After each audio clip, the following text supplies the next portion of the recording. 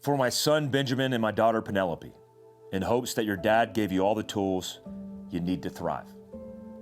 That's the dedication of my book, Prepared, a manual for worst case scenarios.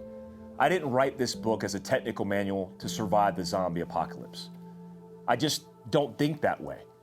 I think in statistics and facts and history, and where we're headed is the wrong direction. And how you can be prepared is by being more self-reliant. This book is for everyday citizens.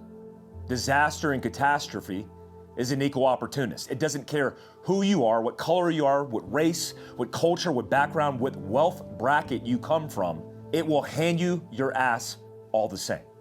So I want to say, Penguin Random House, thank you so much for giving me the opportunity.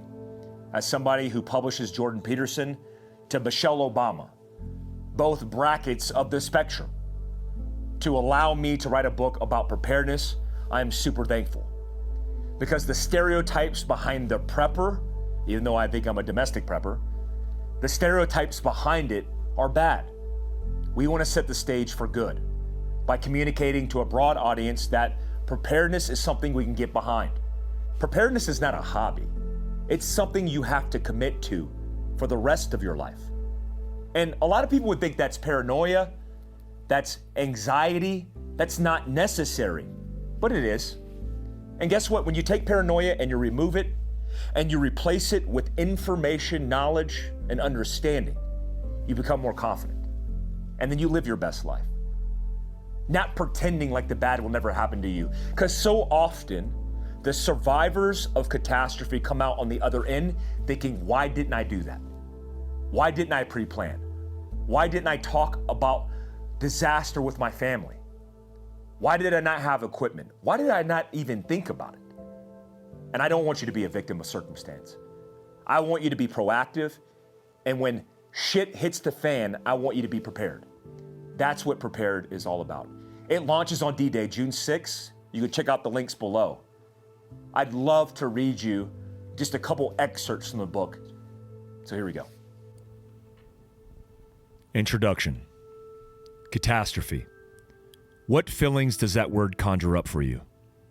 If you are like most people, catastrophe typically takes the nightmarish form of a cataclysmic, world-altering natural disaster.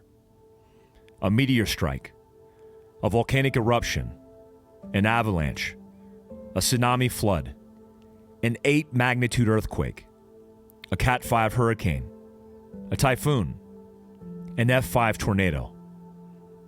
While these are certainly examples of catastrophic events, they don't even come close to completing the catalog of possible catastrophes one might experience.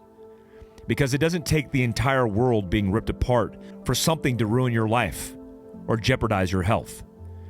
The impact doesn't have to extend beyond the world of a small family or a single person for an unexpected, violent, out-of-control event to qualify as a catastrophe for you. This book is a set of preparedness first principles designed to help you survive any kind of catastrophe in the modern world. When I talk about catastrophe, it is this more expansive definition of the term that I'm using. It includes natural disasters, but also man-made disasters like an active shooter, nuclear accident, civil unrest, power grid collapse, structure fire, home invasion, car accident, hiking accident, carjacking, and any other event that is out of your control where your physical safety is threatened, and death or grievous bodily harm are a real possibility. The principles of modern preparedness are divided roughly into two parts: the mental versus the physical, the internal versus the external, the intangible versus the tangible.